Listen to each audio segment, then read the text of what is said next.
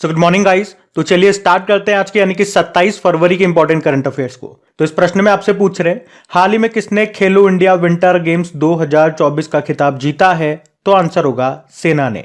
हम बात कर रहे हैं यहाँ पे खेलो इंडिया विंटर गेम्स 2024 की, जो कि कहां पे हुआ, जम्मू कश्मीर और लद्दाख में हुआ। इस बार ये इसका चौथा संस्करण रहा।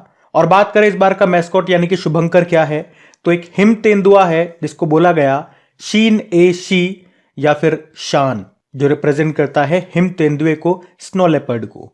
मेडल टेली पे बात करते हैं तो पहले स्थान पे आर्मी रही, सेना, जिसने 10 गोल्ड जीते, 5 सिल्वर और 6 ब्रोंज। दूसरे स्थान पे कर्नाटक रहा और तीसरे स्थान पे महाराष्ट्र रहा। तो ये हम बात कर रहे हैं किसकी, खेलो इंडिया विंटर गेम्स की। याद रखना इस बार इसका चौथा संस्करण रहा। अभी 2024 में ही आप देखोगे खेलो इंडिया यूथ गेम्स भी हो चुका है, जो कि इसका 6वां संस्करण था। कहां पे हुआ था, तमिलनाडु में हुआ था। उसका शुभंकर क्या था, वीर मंगई था। उसमें पहले स्थान पे महाराष्ट्र रहा, दूसरे पे तमिलनाडु और तीसरे पे हरियाणा रहा था। अब आप बात करोगे खेलो इंडिया यूनिवर्सिटी गेम्स की, जो अभी चल रहे हैं। ये 29 फरवरी को समाप्त होंगे, तब इसके मेडल लिस्ट के बारे में आपको बताऊंगा कौन विजेता रहा। लेकिन ये ध्यान रख लो कि खेलो इंडिया यूनिवर्सिटी गेम्स का इस बार ये चौथा संस्करण है। कहां पे आयोजित किया जा रहा है, असम में। और इसका मैस्कॉट यानी कि शुभंकर क्या है, अष्टलक्ष्मी है, जो रिप्रेजेंट करता है तितली को। और एक और मैं आपको पॉइंट बता दूं, अभी लेटेस्ट, अभी दिसंबर 2023 में ही पहली बार खेलो इंडिया पैरा गेम्स का भी आयोजन हुआ था। तो वो जरूर याद रखेंगे आप, नई दिल्ली में हुआ था। उसका मैस्कॉट यानी कि शुभंकर उज्ज्वला था, जो रिप्रेजेंट करता है गौरैया चिड़िया को। उसमें टॉप पे हरियाणा रहा था। तो खेलो इंडिया से ये 4 पॉइंट्स आपको ध्यान में रखने हैं। क्या क्या, खेलो इंडिया यूथ गेम्स, खेलो इंडिया ये विंटर गेम्स, खेलो इंडिया यूनिवर्सिटी गेम्स जिसके रिजल्ट कुछ ही दिन में आ जाएंगे, और खेलो इंडिया पैरा गेम्स का जो पहला संस्करण हुआ वो आपको याद रखना है। और वैसे हमारे स्पोर्ट्स मिनिस्टर कौन है, अनुराग सिंह ठाकुर है। ध्यान रखना। अगला प्रश्न देखते हैं। फिर आपसे पूछ रहे हैं अभी फरवरी 2024 में 5वें भारत जापान संयुक्त अभ्यास जिसका नाम है धर्मा गार्जियन, इसका आयोजन ये कहां पे किया गया। तो आंसर होगा राजस्थान में। एक्सरसाइज का नाम है धर्मा गार्जियन। भारत और जापान के बीच ये एक संयुक्त सैन्य अभ्यास है। 2024 में इसका ये 5वां संस्करण हुआ। अभी 25 फरवरी से लेके 9 मार्च 2024 तक। कहां पे, राजस्थान के महाजन फील्ड फायरिंग रेंज में। और इसमें भारतीय सेना दल का प्रतिनिधित्व किया राजपुताना राइफल्स की एक बटालियन ने। अच्छा, अब बिल्कुल ध्यान से सुनना। अभी 2024 में जितनी भी हमने मिलिट्री एक्सरसाइजेस करी है वो सारी मैं आपको रिवाइज कराऊंगा। लेकिन उससे पहले थोड़ा सा ये देख लेते हैं कि अभी जापान के साथ हम कौन कौन सी एक्सरसाइज करते हैं। देखो, एक तो धर्मा गार्जन करते हैं, एक वीर गार्जन करते हैं, एक जिमेक्स एक्सरसाइज करते हैं, शिन्यू मैत्री करते हैं, सहयोग काजिन करते हैं, और एक मालाबार एक्सरसाइज भी करते हैं। वैसे ये तो क्वाड देशों के बीच में होती है, जिसमें 4 देश है, भारत, जापान, यूएस और ऑस्ट्रेलिया। तो ये सारी एक्सरसाइज हम जापान के साथ करते हैं। जापान, जिसे आप जानते हो, जिसे सूर्योदय का देश कहते हैं, कैपिटल टोक्यो है, करेंसी येन है, प्रधानमंत्री है फूमियो किशिदा, और यहाँ के राजा का नाम है नारुहितो। अब जरा एक नजर में हम रिवीजन करते हैं 2024 में अभी तक हमने कौन कौन सी मिलिट्री एक्सरसाइज का आयोजन किया। तो 2024 की पहली एक्सरसाइज हमने की थी डेजर्ट साइक्लोन। भारत और यूएई के बीच में हुई थी ये, राजस्थान के थार रेगिस्तान में। एक सहयोग काजिन आपने पढ़ी थी, भारत और जापान के तटरक्षक बलों के बीच में हुई थी, अभी ये चेन्नई में। अयुध्या एक्सरसाइज, ये नाम पहली बार सुन रहे हो क्योंकि पहली बार इसका आयोजन हुआ भारत और थाईलैंड के बीच में। साइक्लोन एक्सरसाइज, ये इस बार इसका दूसरा संस्करण है, भारत और इजिप्ट के बीच में हुआ, ये कहां पे, इजिप्ट में। खंजर एक्सरसाइज इस बार 11वां संस्करण है, भारत और किर्गिस्तान के बीच में हुआ, ये हिमाचल प्रदेश के बकलो में। स्टडी फास्ट डिफेंडर 2024 एक्सरसाइज, इसका आयोजन किया नाटो ने। डेजर्ट नाइट, भारत, फ्रांस और यूएई के बीच में हुआ, ये अरब सागर के ऊपर। और पहली बार अभी सदा तनसीक नाम का एक्सरसाइज हुआ भारत और सऊदी अरब के बीच में, ये कहां पे हुआ, राजस्थान के बीकानेर में। वायु शक्ति एक्सरसाइज, इंडियन एयरफोर्स ने इसका आयोजन किया, पोखरण, राजस्थान में। मिलान एक्सरसाइज, भारतीय नौसेना ने इसका आयोजन किया, लगभग 50 देशों ने इसमें हिस्सा लिया, कहां पे, विशाखापत्तनम में। अभी दोस्ती एक्सरसाइज भी हमने पढ़ी थी, 16वां संस्करण था, भारत, मालदीव और श्रीलंका के बीच में हुआ, ये मालदीव में, जिसमें आपको याद होगा आईसीजीएस समर्थ और आईसीजीएस अभिनव ने हिस्सा लिया था। आईसीजीएस मतलब इंडियन कोस्ट गार्ड शिप, और अभी ये हमने पढ़ा धर्मा गार्जियन। तो ये सारी 2024 की मिलिट्री एक्सरसाइजेस हैं, वो सारी मैंने आपको यहाँ पे रिवाइज करा दी है। अगर आप में से कोई वीडियो को पहली बार देख रहे हैं तो आपको बता दूं, अब जैसे जैसे आगे हम बढ़ते जाएंगे और एक्सरसाइज इसमें इंक्लूड होती जाएगी, तो जब भी एक्सरसाइज वाला प्रश्न आएगा इसी तरह से ये शीट में आपको बार बार रिपीट कराता रहूंगा, पूरे साल भर रिपीट कराऊंगा।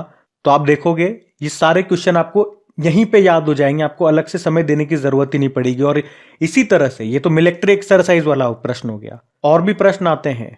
तो इसी तरह से जो लेटेस्ट और जो इंपॉर्टेंट पॉइंट्स होते हैं वो मैं आपको बार बार रिपीट कराता रहता हूं।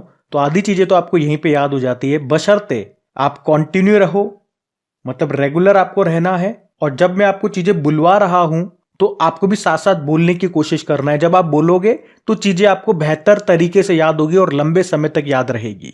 और हाँ, कल मैंने आर्टिफिशियल इंटेलिजेंस पे जितने भी अभी तक आपके प्रश्न बने हैं करंट अफेयर्स में, 2023 पूरा कंप्लीट, और अभी जनवरी और फरवरी में भी कुछ क्वेश्चंस बने हैं, वो सारे क्वेश्चन को इकट्ठा करके एक डेडिकेटेड वीडियो मैंने तैयार कर दिया है।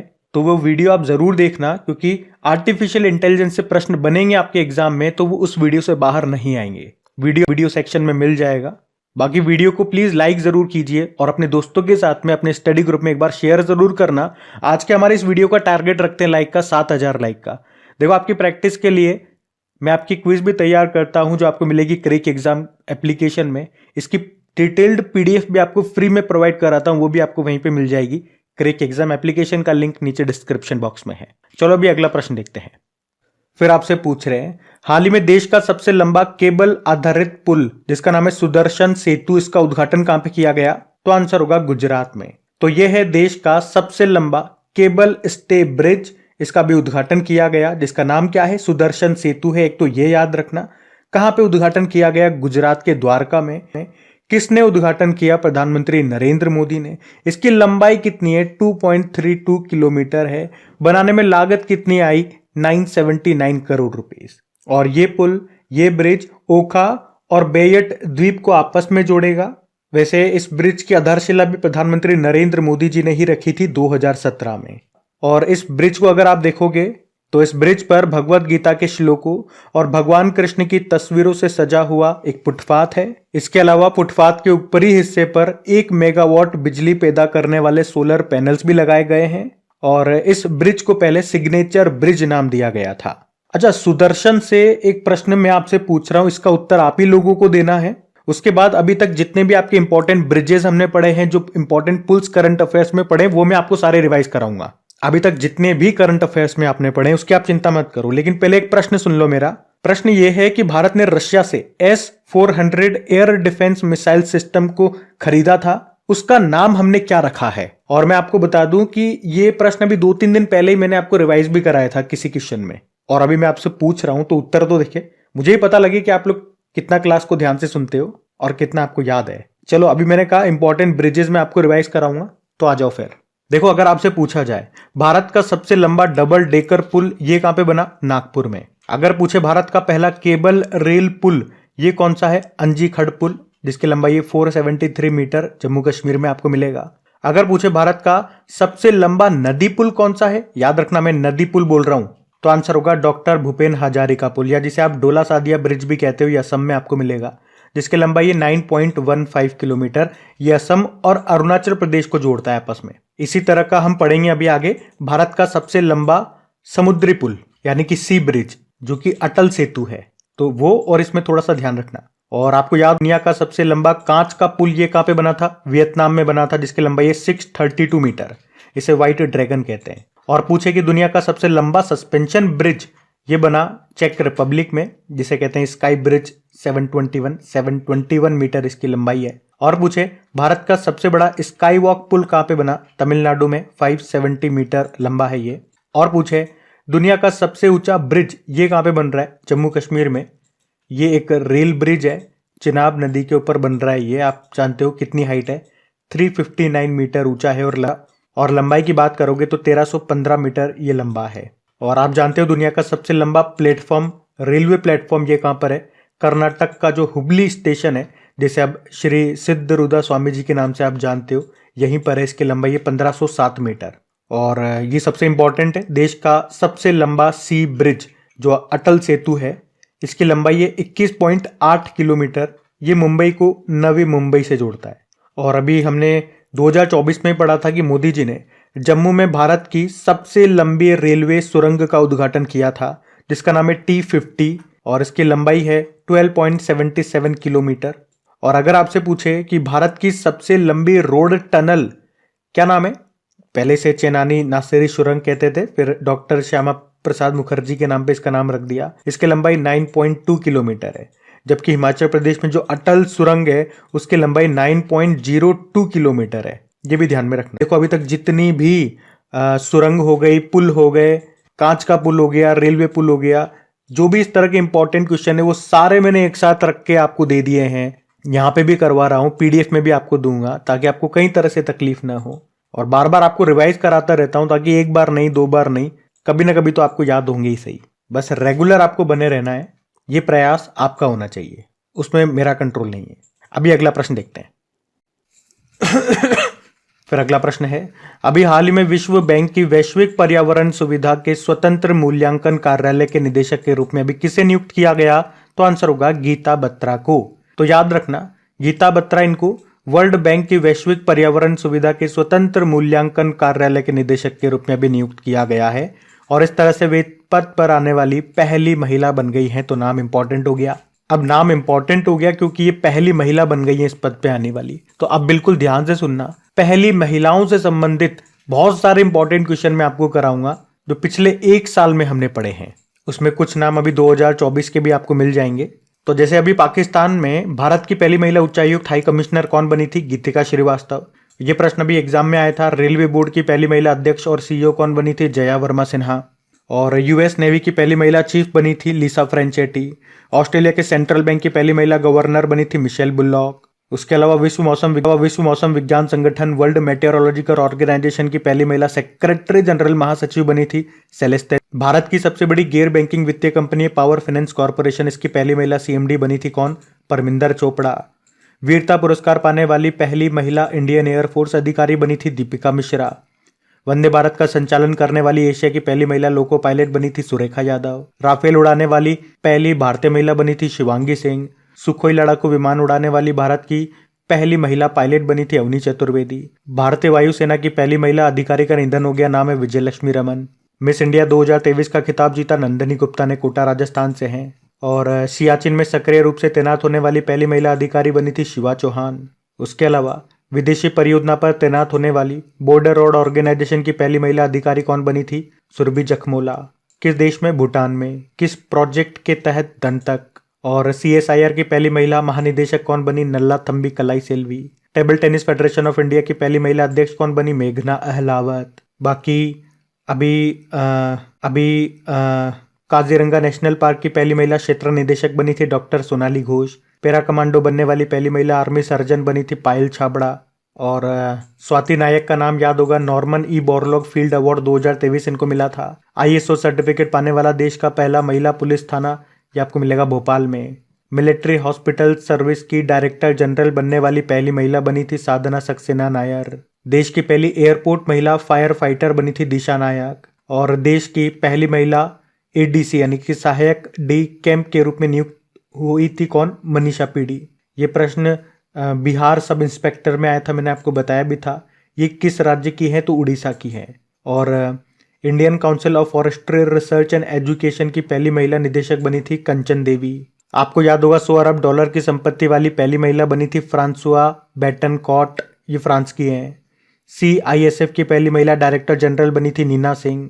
और में सर्वश्रेष्ठ पर्यावरण अधिकारी का पुरस्कार जीतने वाली पहली महिला बनी थी कौन? दीपा भंडारे। भारतीय सेना की पहली महिला सूबेदार बनी थी प्रीति रजक। अर्जुन अवार्ड पाने वाली अभी पहली महिला घुड़सवार बनी थी दिव्य कीर्ति सिंह। सऊदी अरब के रियाद में जॉय अवार्ड 2024 से सम्मानित होने वाली पहली भारतीय महिला बनी थी आलिया भट्ट। और अभी आपने पढ़ा था भारत की पहली महिला पिच क्यूरेटर बनी थी जयसिंथा कल्याण। और आपको लास्ट टाइम जब मैंने ये शीट रिवाइज कराई थी तो 2-4 प्रश्न मैंने आपसे पूछे थे। वो उस टाइम तो मैंने आंसर नहीं दिए थे आपको, मैंने आपसे पूछे थे, लेकिन आज मैं आपको उनके उत्तर देता हूँ। एक तो मैंने आपसे पूछा था कि 2023 में भारत की पहली महिला कबड्डी लीग का जो आयोजन हुआ था दुबई में हुआ था, उसको किसने जीता था? उमा कोलकाता ने।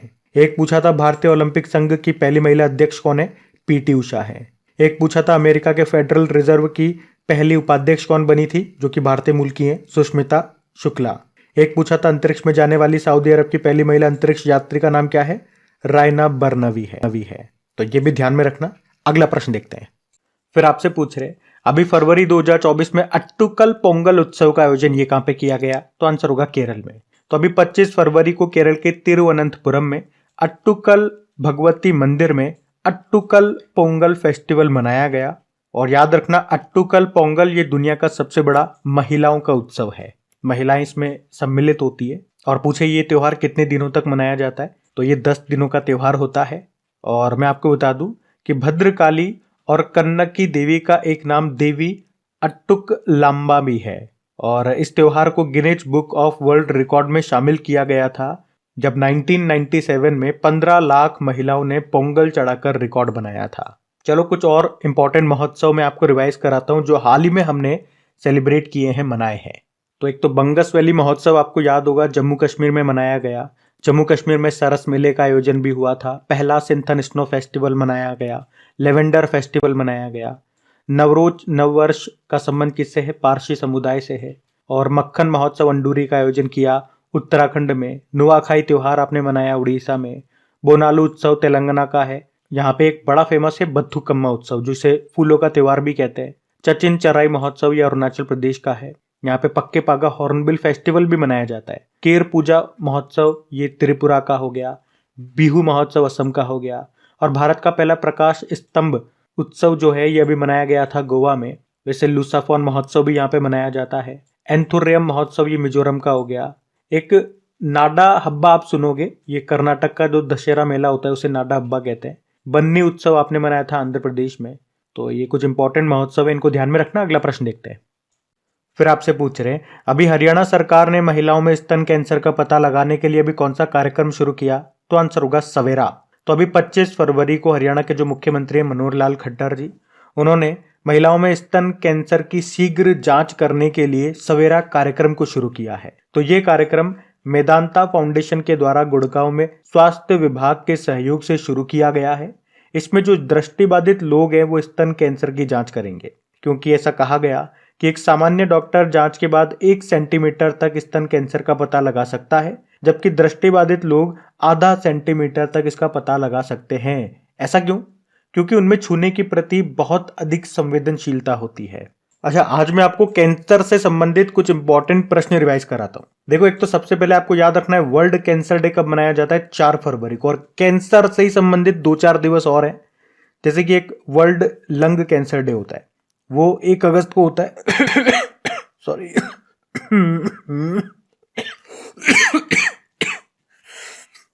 Sorry again.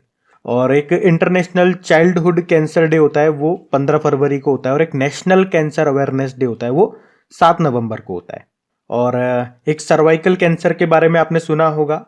और भारत की इसकी पहली जो वैक्सीन आई थी, स्वदेशी वैक्सीन, उसका नाम याद रखना सर्वावैक है। और अभी बजट में निर्मला सीतारमण जी ने कहा था कि 9 से लेकर 14 साल तक की बच्चियों को सर्वाइकल कैंसर के फ्री में टीके लगाए जाएंगे। सर्वाइकल कैंसर किससे होता है ये भी याद रखो, ह्यूमन पैपिलोमा वायरस। और याद रखना, अक्टूबर महीने को हम स्तन कैंसर जागरूकता माह के रूप में मनाते हैं। अभी एक और पॉइंट याद रख लो कि एम्स दिल्ली ने कैंसर का शीघ्र पता लगाने के लिए एक AI प्लेटफॉर्म लॉन्च किया। उसका नाम है ioncology.ai। ये नया पॉइंट है, मैं आपको बता रहा हूं, तो ये आप ध्यान में रखेंगे। और स्टडी ऑफ कैंसर को ही क्या कहा जाता है? ऑन्कोलॉजी कहा जाता है। तो कैंसर से संबंधित ये सारे इंपॉर्टेंट फैक्ट्स हैं, इनको ध्यान में रखना। अगला प्रश्न देखते हैं। फिर आपसे पूछ रहे हैं अभी हाल ही में वर्ल्ड NGO डे कब मनाया गया? तो आंसर होगा 27 फरवरी। हर साल 27 फरवरी को दुनिया भर में वर्ल्ड NGO डे के रूप में मनाया जाता है। मनाने का उद्देश्य लोगों को NGO के भीतर अधिक सक्रिय रूप से शामिल होने के लिए प्रेरित करना। थीम भी है एक सतत भविष्य का निर्माण, सतत विकास लक्ष्यों यानी कि सस्टेनेबल डेवलपमेंट गोल्स को प्राप्त करने में NGO की भूमिका। अच्छा, अगर आप में से कोई वीडियो को अगर आप में से कोई वीडियो को पहली बार देख रहे हैं तो आपको बता दूं, जितने भी आपके सस्टेनेबल डेवलपमेंट गोल्स हैं 17 हैं, 2030 तक पूरे करने हैं, आपको पता होगा। लेकिन कई बार इसमें से प्रश्न आ रहे हैं एग्जाम में। कैसे आता है कि सस्टेनेबल डेवलपमेंट गोल नंबर 4 क्या कह रहा है, 5 क्या कह रहा है, या उल्टा प्रश्न पूछ लेते हैं। तो इस पे एक ट्रिकी वीडियो मैंने आपको बना दिया।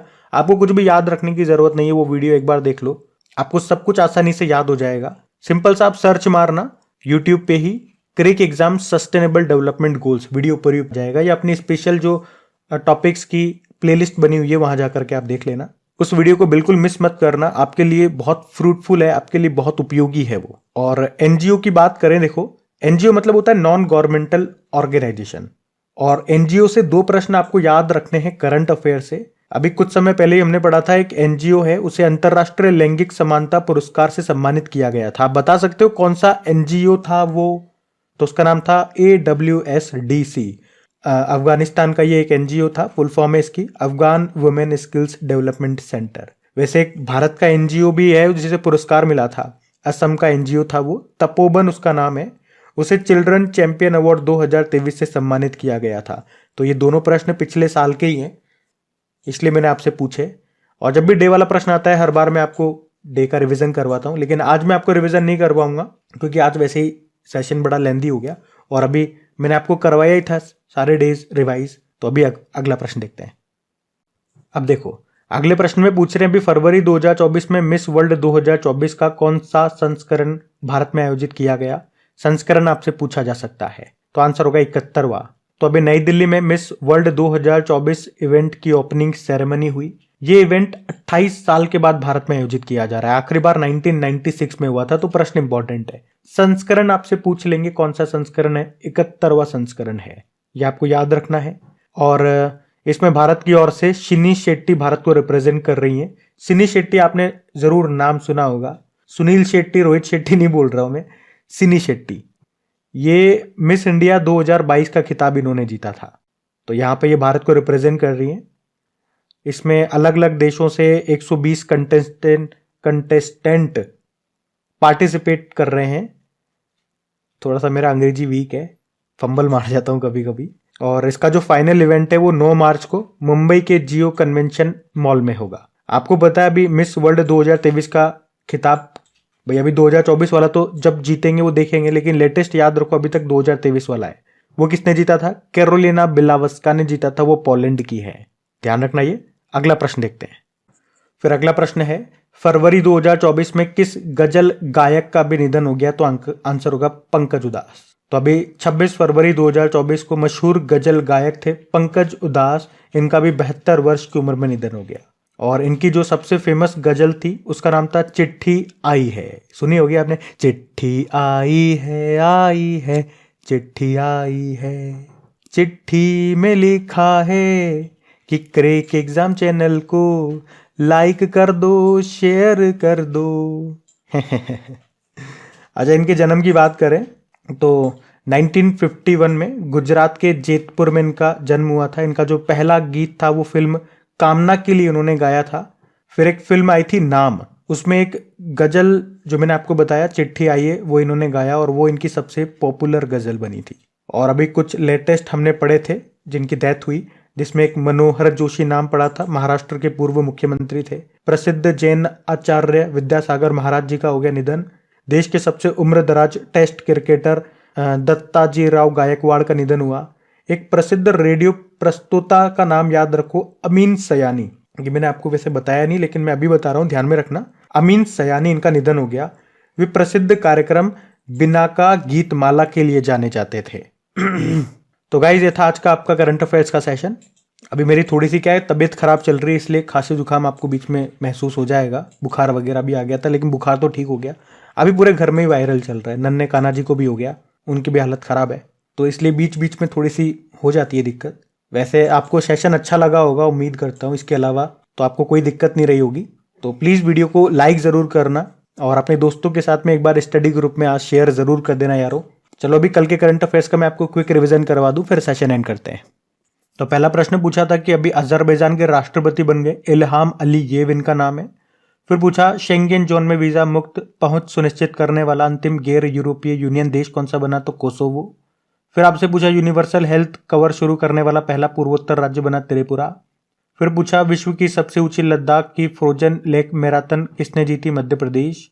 फिर पूछा अभी धर्मेंद्र प्रधान जी ने राष्ट्रीय उद्यमिता विकास परियोजना का उद्घाटन किया, कहाँ पे? उड़ीसा में। फिर आपसे पूछा अभी महिला IPL लीग का दूसरा संस्करण कहाँ पे शुरू हुआ? बेंगलुरु में। भारतीय पर्यटकों के लिए 5 वर्षीय मल्टीपल एंट्री वीजा शुरू किया यूनाइटेड अरब अमीरात ने। शरद चंद्र पवार की राष्ट्रवादी कांग्रेस पार्टी को कौन सा चुनाव चिन्ह आवंटित किया गया? तुरही बजाता हुआ व्यक्ति है। फिर पूछा 5वीं पीढ़ी का विमान कान, इसका सफल परीक्षण किसने किया? तुर्की ने। और एशियाई वायु गुणवत्ता या एशिया AQ मिशन के तहत DC-8 विमान को किसने लॉन्च किया? नासा ने। अभी कल का होमवर्क प्रश्न देखते और सेशन एंड करते हैं। तो कल के वीडियो में आपसे पूछा था किस बैंक ने भारत की पहली पॉकेट साइज स्वाइप मशीन माइक्रोपे को लॉन्च किया था? तो आंसर होगा एक्सिस बैंक ने। आप सभी ने प्रश्न का बिल्कुल सही उत्तर दिया। अब ये आज का आपका होमवर्क प्रश्न।